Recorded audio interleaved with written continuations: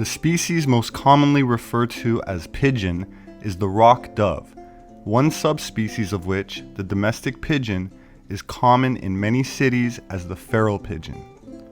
Pigeons and doves are likely the most common birds in the world.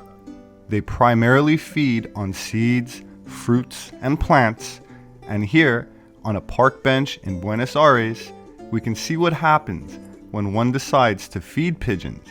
You better be prepared, they are not exactly shy, and they have a seemingly unquenchable appetite.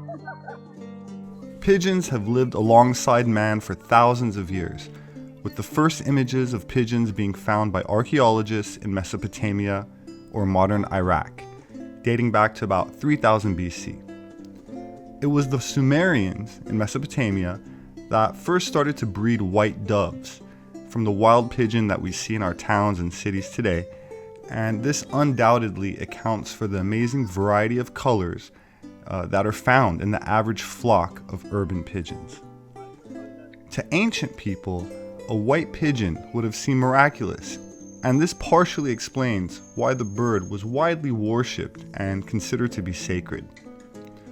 Throughout human history, the pigeon has adopted many roles, ranging from symbols of gods and goddesses through to sacrificial victims, messengers, pets, food, and even war heroes. In both the First and Second World Wars, the pigeon saved hundreds of thousands of human lives by carrying messages across enemy lines. The first biblical reference to a pigeon was the story of Noah and the dove of peace. In the 16th, 17th, and 18th century in Europe, pigeon poop was a highly prized fertilizer and considered to be far more potent than farmyard manure. Speaking of manure, one of the richest and most famous families in the world amassed its wealth, certainly in part, as a result of exploiting the pigeon. In the early 1800s, the Rothschild family set up a network of pigeon lofts throughout Europe and used homing pigeons to carry information between its financial houses. This method proved to be quicker and more efficient than any other means of communication available at the time. The speed of the service, combined with the ability to send and receive information ahead of the competition, helped the Rothschild family to amass a fortune which still exists today.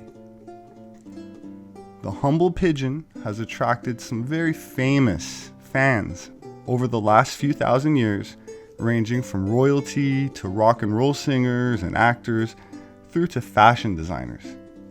One of the most famous royals is Queen Elizabeth of England, who has lofts and pigeon keepers at her estate in Norfolk.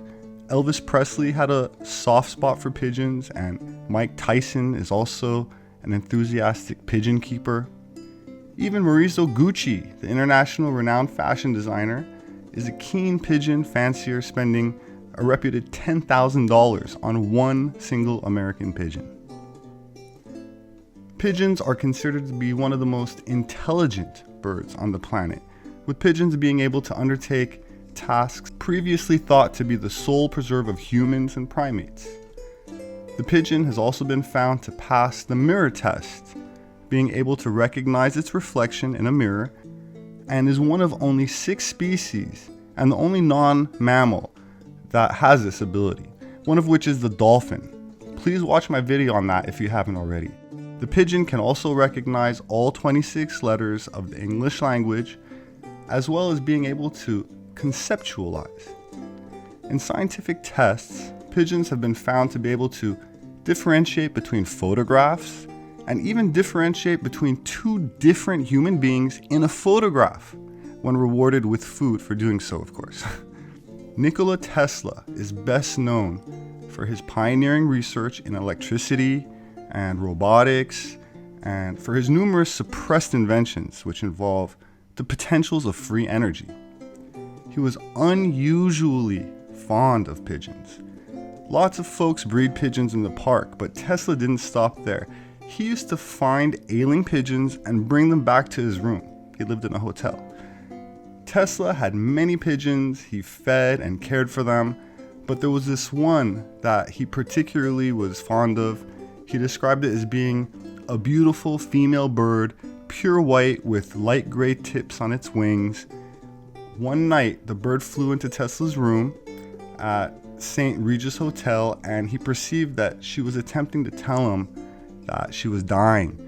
Tesla said a light came from her eyes, more intense than he had ever produced by the most powerful lamps in his laboratories.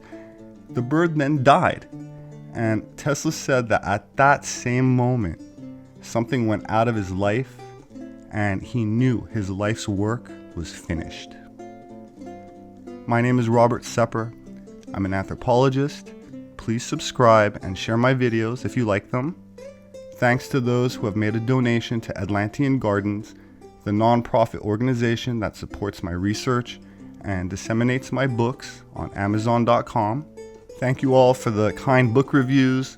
I love to read your comments, and I appreciate the valuable encouragement and feedback, and I'm grateful to have made so many good friends here through these videos. Thanks again. I will see you next time.